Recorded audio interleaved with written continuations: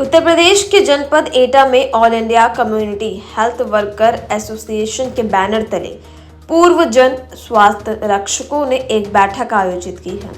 उत्तर प्रदेश के कई जनपदों के पूर्व जन स्वास्थ्य रक्षक एवं स्वैच्छिक कार्यकर्ता इस बैठक में सम्मिलित हुए, जिन्होंने संगठन के राष्ट्रीय कमेटी के अध्यक्ष धनीराम शर्मा, राष्ट्रीय महासचिव मनोज कुमार पर गंभीर आरोप लगाए हैं। ये बैठक राजेंद्र कुमार यादव के नेतृत्व में आयोजित की गई, जिसमें वर्ष 2002 में पूर्व जन्म स्वास्थ्य रक्षक एवं कार्यकर्ताओं की नौकरी बहाल करवाने, सरकार पर बकाया पैसा दिलवाने और दिल्ली और उत्तर प्रदेश में संगठन का कार्यालय स्थापित करने के नाम पर प्रत्येक जन स्वास्थ्य रक्षक ने 5,000 बतौर मदद के लिए गए थे। जन स्वास्थ्य रक्षकों का आरोप है कि ना तो आज तक जन स्वास्थ्य रक्षकों की कोई लड़ाई लड़ी गई और ना ही उत्तर प्रदेश और दिल्ली में कोई कार्यालय स्थापित किया गया। दिल्ली में जो कार्यालय नरेला पर स्थापित किया गया, उसे कार्यालय को भी दूसरे के नाम पर खरीद कर अपनी बेटी के नाम पर परिवर्तित कर लिया गया।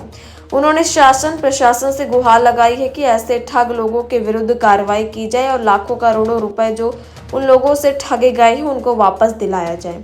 जन स्वास्थ्य रक्षक राजेंद्र कुमार ने जानकारी देते हुए बताया, प्रदेश भर में करीब 87,500 पूर्व जन स्वास्थ्य रक्षक हैं और लाखों की संख्या में स्वच्छ नए कार्यकर्ता जो कि संगठन ने जुड़े थे, उनसे 20 से 30,000 रुपए दिए गए। साथ ही पूर्व जन स्वास्थ्य रक्षकों से प्रत्येक व्यक्ति से 5,000 लिए गए थे। 2002 से वर्ष 2025 आ गई, लेकिन आज तक कार्यवाही के नाम पर कुछ नहीं किया गया और न ही जन्म स्वास्थ्य रक्षकों की कोई लड़ाई लड़ी गई। आज इस बैठक में एटा, इटावा, मैनपुरी, फर्रुखाबाद, बलिया, हाथरस, बांदा तमाम जनपदों के जन स्वास्थ्य रक्षक एकत्रित हुए हैं। बैठक में शामिल हुए जन स्वास्थ्य रक्षकों में राजेंद्र सिंह यादव, एटा जगन्नाथ सिंह, मैनपुरी देवेंद्र कुमार, फर्रुखाबाद विनोद अत्री, मथुरा विनय भारती, बलिया दानवीर, हाथरस अनिल सिंह, बांदा से सहित तमाम लोग शामिल हुए। नाम क्या है आपका? विनोद कुमार अत्री, आगरा मंडल अध्यक्ष।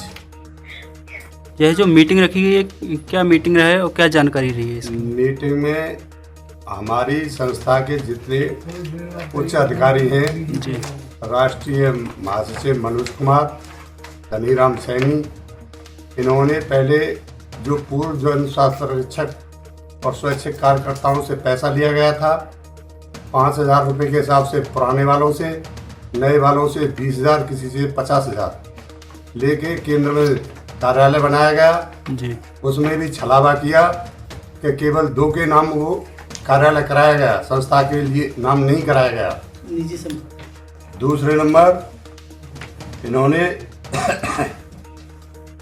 जन स्वास्थ्य रक्षकों को और स्वैच्छिक कार्यकर्ताओं को गुमराह करके, और 23 साल हो गए, आज तक कोई भी काम नहीं दिखाया है और सभी लोगों से पैसा मांगने का काम, उल्टा सीधा काम कर रहे हैं। प्रयागराज में 500 कार्डों का संचारी रोग के नाम पर बनाए गए, जिसमें एक कार्ड से 50,000 रुपया लिया गया, जबकि आज तक संचारी रोग का अनुमोदन के बारे में बता रहे हैं और वो काम नहीं हुआ अभी तक। लेकिन ये 1 साल पहले किया गया, उसका प्रमाण हमारे पास है। इसकी शिकायत की गई आपके द्वारा कहीं पे अब तक?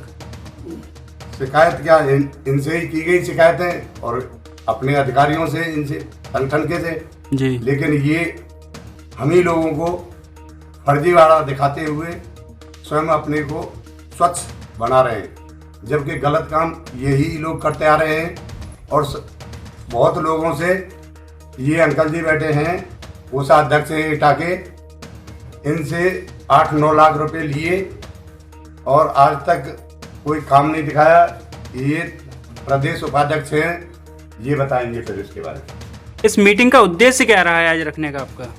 उद्देश्य मांगों को लेकर और संस्था का व्यवस्था सही करने के लिए ये उद्देश्य रखा गया। मांगे क्या क्या है और आपकी? मांगे जन स्वास्थ्य रक्षकों की बहाली और कोरोना वॉलंटियरों का जो पैसा है, प्रशोधन राशि, और संचारी रोग में ये बता रहे हैं कि वो हो चुका है तुम्हारा अनुमोदन 11 तारीख को, उसका स्पष्टीकरण अगर नहीं होता है तो डिप्टी सीएम साहब को हम 2 तारीख में ज्ञापन दे चुके हैं। अगर इसका पूर्ण रूप से ब्यौरा नहीं दिया गया तो हम कोर्ट प्रक्रिया में जाएंगे। नाम क्या है आपका?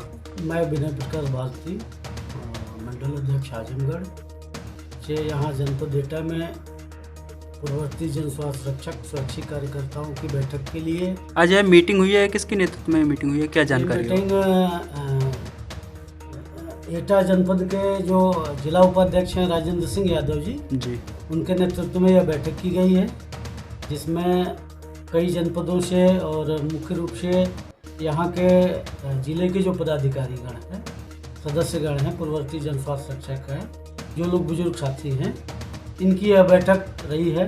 इस बैठक में हम बलिया से चल के आए थे। क्या क्या महत्वपूर्ण अंग रहे हैं मीटिंग के?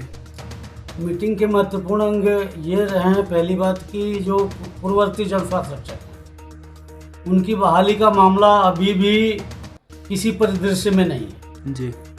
दूसरा ये है कि जैसे कोरोना वॉलंटियर्स की सेवाओं में जो लोग लगे रहे, सेवाएं दी, उन लोगों का आज तक न प्रशंसा प्रमाण पत्र मिला, ना ही प्रोत्साहन राशि मिली, और उनको 15% लोगों को नियुक्ति देने के नाम पर अभी भी छलावा चल रहा है। सरकार की तरफ से कोई बयान नहीं आया है।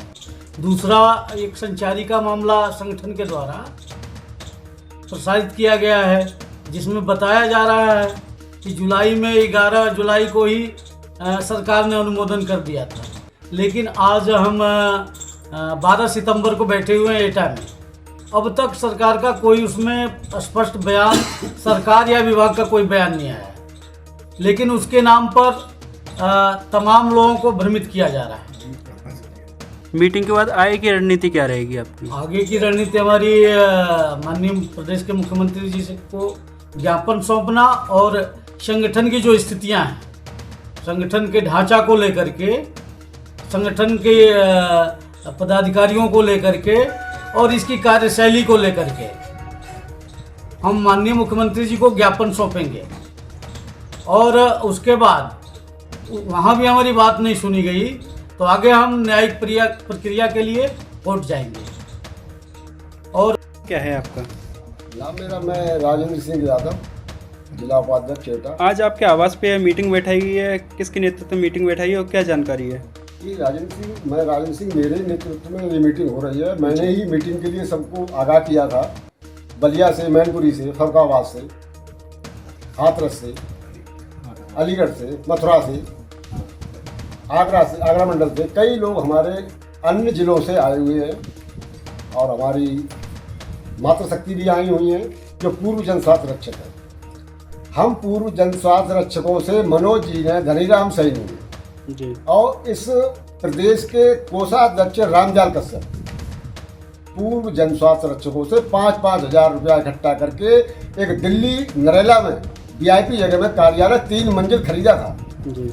लेकिन वो संस्था के नाम नहीं हुआ, नहीं कराया। इन लोगों ने 420 करके मनोज जी ने और राजेश शर्मा ने अपने नाम कराया।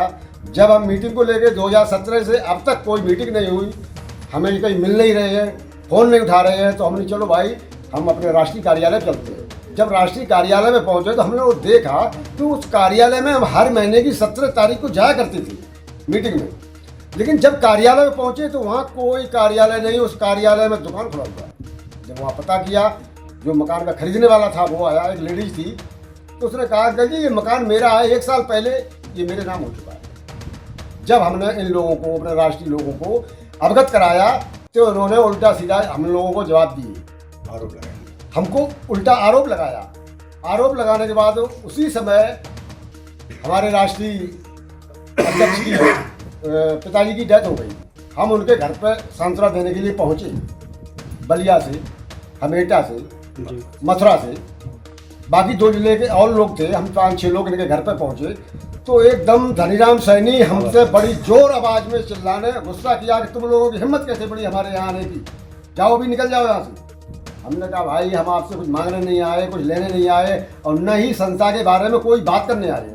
हम तो आपके पिताजी खत्म हुए हैं, उनकी सांत्वना के लिए हम अपने परिवार को चाहते हुए आपसे मुलाकात करने आए। बोला नहीं, कोई नहीं, आप लोग यहाँ से निकल जाओ।